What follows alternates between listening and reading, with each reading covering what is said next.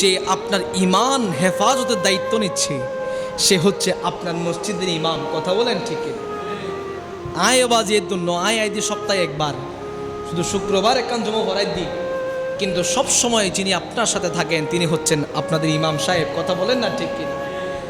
সেই জন্য সম্মানের ক্ষেত্রে কোনো কৃপণতা, বলার দায়িত্ব বলার দরকার আছে না নাই?